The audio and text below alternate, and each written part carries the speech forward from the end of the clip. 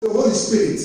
When the Bible says, at the end time, I will pour my spirit upon all flesh, it means that we are living in the end time. The move of the Holy Spirit is supposed to be strong and powerful than before. But today, we don't experience this power because you as a living stone, you are not really finished. When you are coming in the house of God, there's still a noise of gossip in you. There's still a noise of sin in you. And those noise is not respond to the character of the place where you are attending. God is looking for people who are ready to say, Lord, whatever you want, do whatever you want in my life. Change my life. Let it be your subject every day. God is changing my life. God will remove anything that can stop your move in my life. Take it away from me. I want my life being on the altar for your glory. God is seeking for people who will lift his name up. Not those who are using hypocrisy. No. Because there is a place for the hypocrisy. There is a place for the sinner. There is a place for the robber. There is a place for the thief. So we have to know that you as a living stone, as Peter says, you meant to be the temple of the living God. But the temple of God can only be used with the stone finished. That means the stone who are really past through change. The stone who are ready to be fit for the glory of God. Now ask yourself, are you ready if Christ come today to go? Ask yourself. Because you are witness of your life. You know your life better than everyone. When you are alone, when you are with people who they don't know God, how your behavior, how your character is with them. We have to be careful because God is reminding us. Like I write here, the finished stone is an image of a Christian who will pass through a genuine breakage, change, and repentance. Those who say, Lord, may your will be done, not mine. Those who say, Lord, help me to please you anywhere I will go. Those who will say, Lord, change my life. You know, every single day we need God. Because alone we can't do anything. We need God to change our life, to change our character. Your character needs to be changed so that the glory of God will be shown everywhere. Amen, amen. Amen. It's so important to know that we at the end time, the Holy Spirit is with us. But why prevent the move of the Holy Spirit to walk freely in our house? Simple, because we are not ready. We can't be used by God because we are not ready. Listen, to be used by God is not to be a special person, no. It's when you accept that God will do whatever He wants to do in your life. This is the way God will make you ready. Because there is no special man. Remember the Bible says Elijah was the same nature. He was a man as the same nature as us. That means he was not angel. He was not an angel. He was like us, you and I. But he said it would not stop for 3 years and a half. And God agreed. A man like Joshua, he, by the power of God, he said, Son, stand still. And God agreed, and they stood still. They were people at the same nature as us, but something happened to them. Why? Because they were ready to live their life for God. They were ready to live everything for God's sake. Are you ready to live everything for God's sake? Number 2, spiritual house.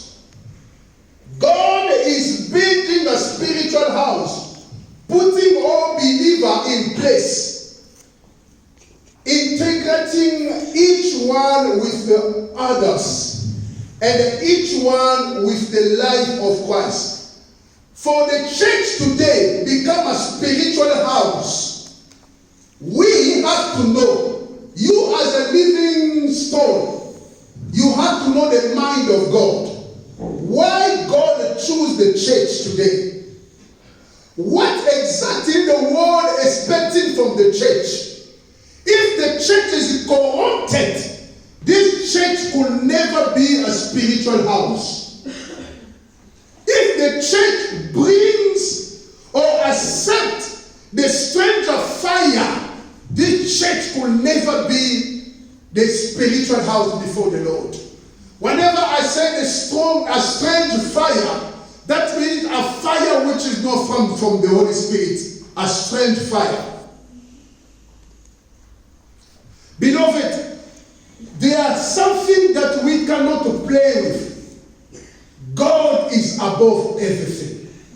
He's gathered his people so that we can form a spiritual house. And when we form the spiritual house, if any stranger comes in the house of God, the power of the move of the Holy Spirit will see this person from the entrance of the place. Because this power is manifested through the Holy Spirit.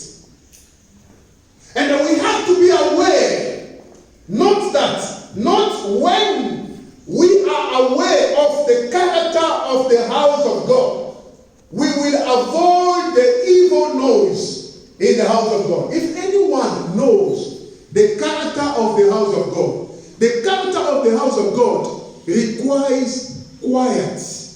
When I say quiet, avoid to talk evil to each other. In place to gossip someone, pray for them. Am I speaking to someone? In place to talk about evil, talk good. This is the things that we will stop the move of devil in the church. Devil is taking more credit in our church because he finds weak things that belong to him in our life. You can see easily in a Christian can gossip, can talk evil to his easily. He's talking evil to his brother. He's gossiping people. Someone, by the grace of God, he has a good standard. But you put yourself, you start to compare your life with them. No, you have to please God as the way you are. Wherever you have, thank God for whatever you have. Do not compare your life with others. Am I speaking to someone here? This is the work of devil in the kingdom of God. That means in heaven, there is no such comparison. You will never see the angel Michael will compare himself with the angel Gabriel. So every angel has his task to do. So if in the house of God, I can compare my life with my brother, with my sister, in bad way, you allow the move of devil to work in the church. And remember, God doesn't accept two masters. That means if you choose God as your master, you have to stick on him. If you choose devil as your master, stick in him. Easy. It must be someone. You can't say, okay, I am with God and at the same time I am with that man. No. God will leave you. We have to be serious with God. If you see somebody calls you on the phone, started to, rise a story which will harm someone, or they talk bad against someone, just avoid him. It is a time to do like a Joseph. When this lady seeking Joseph something, Joseph leaves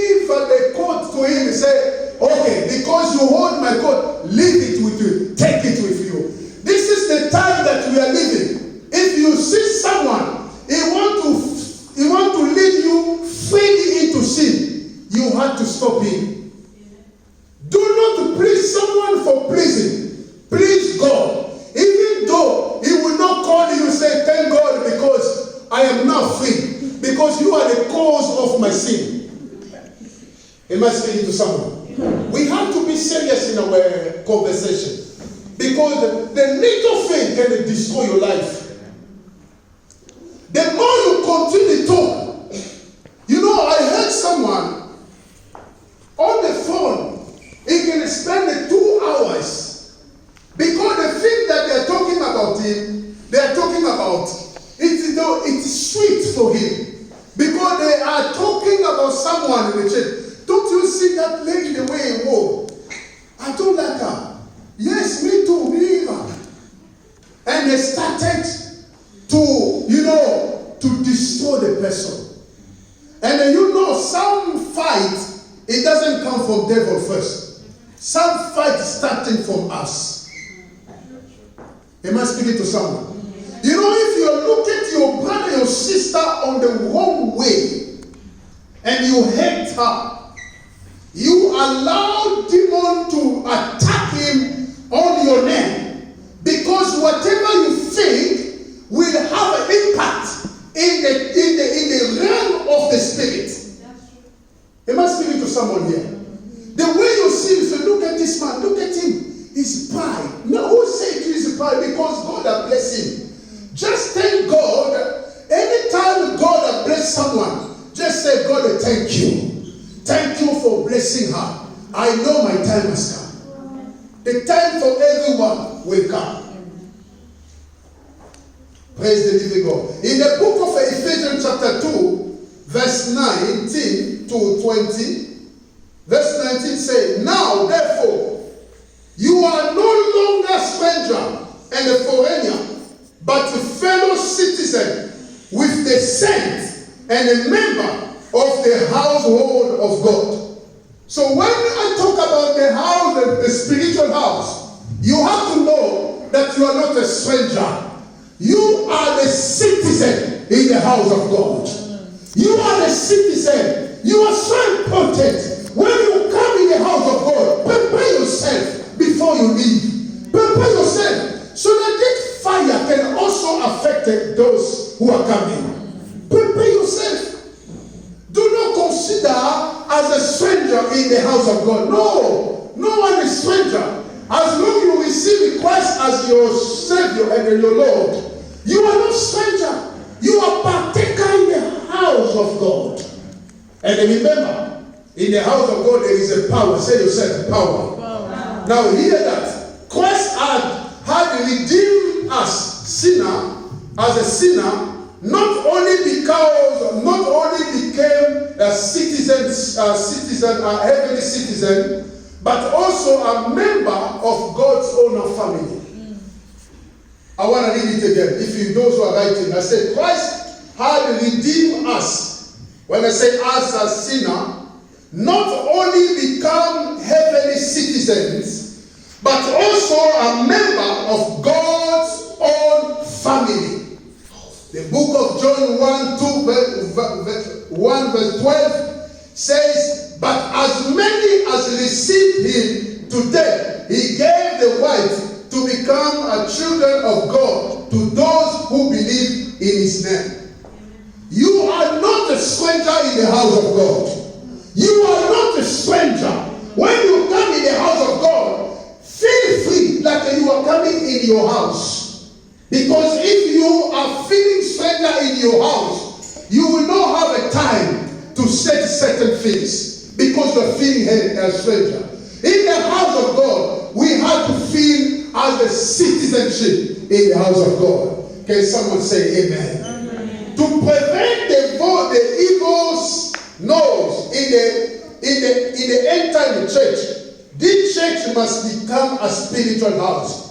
When the church became a spiritual house, there will not be an evil strain, evil nose in the house of God.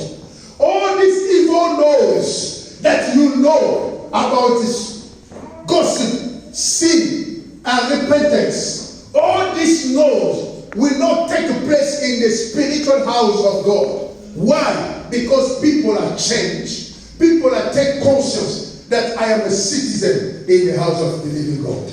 Number 3, holy priesthood.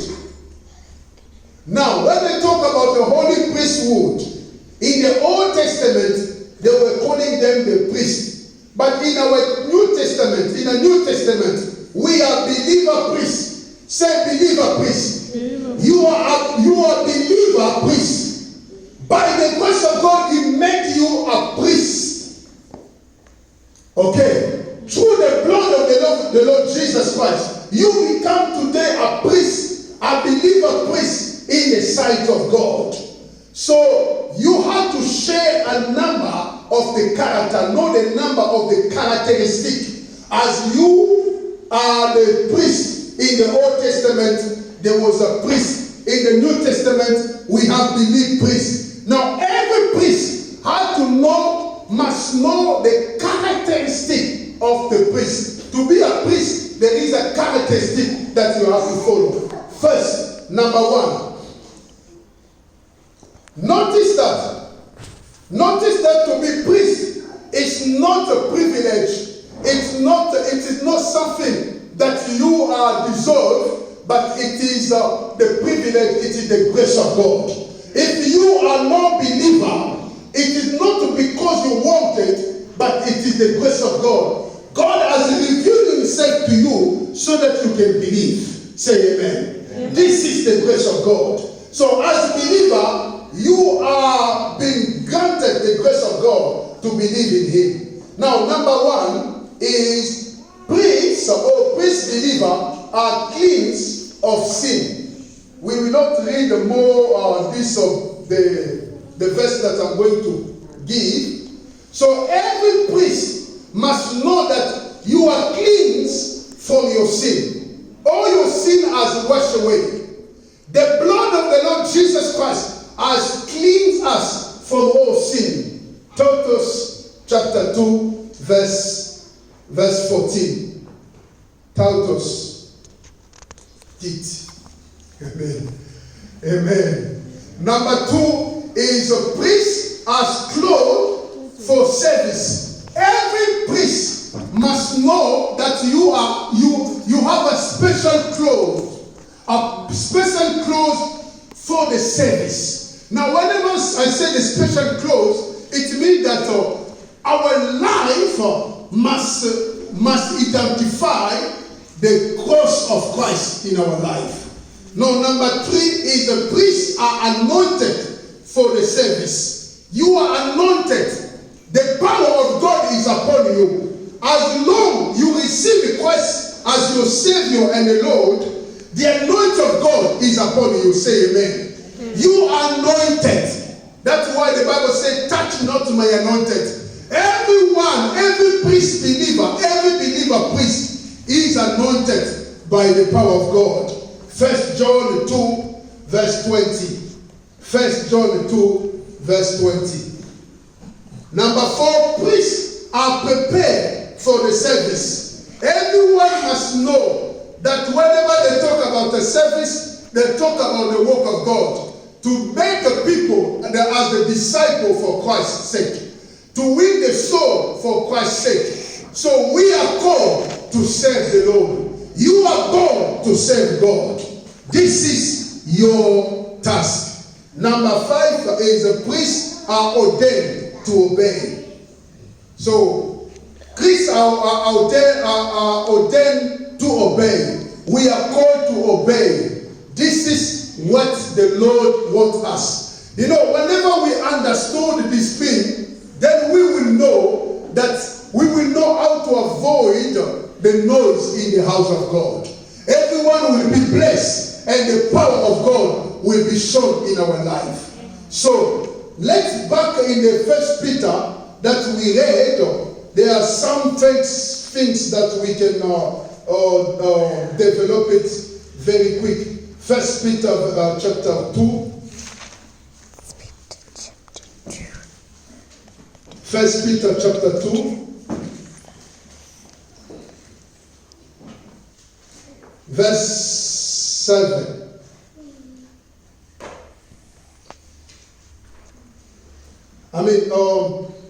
First Peter chapter 2. We can read verse 5.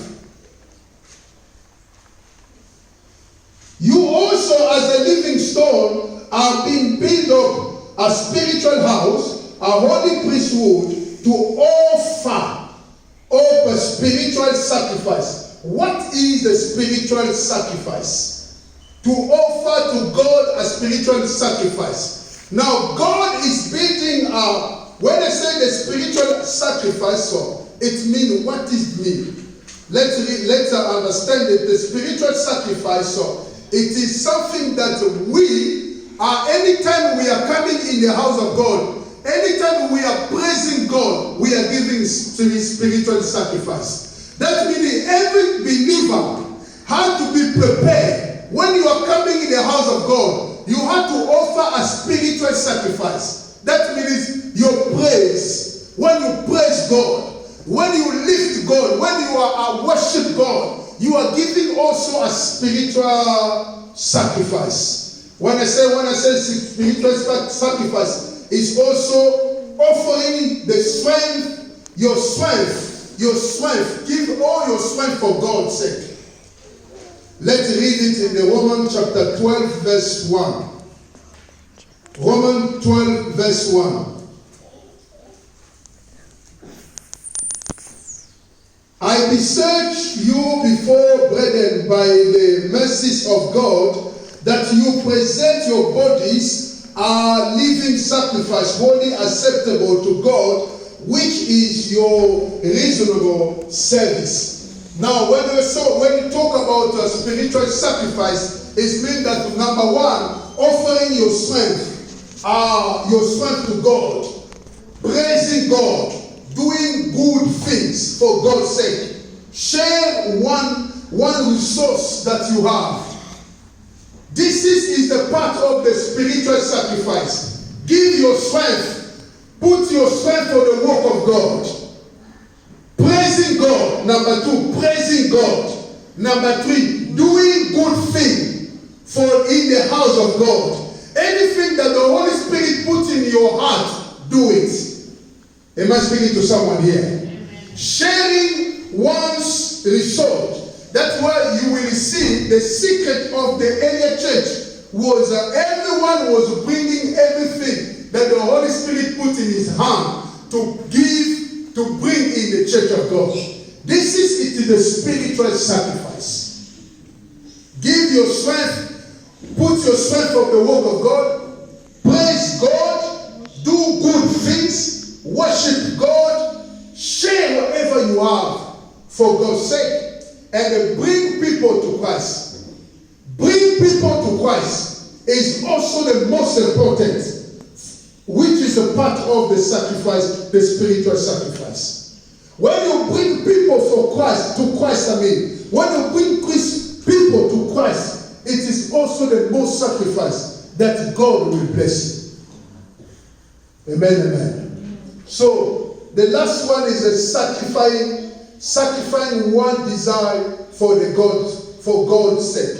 That means you sacrifice your desire, whatever was good for you, but because of God, you sacrifice it. You accept to do it. Things that you cannot do for God's sake, but because God demands you to do it, you say, okay, I will do it for God. This is the kind of the church that it will always be moved by the Holy Spirit, and the power of God will be always present in that church.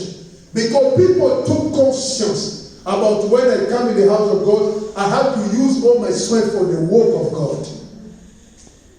I'm coming in the house of God to praise God, to worship God. I'm coming in the house of God to bring people for Christ, because I will be caught by bringing people for God's sake.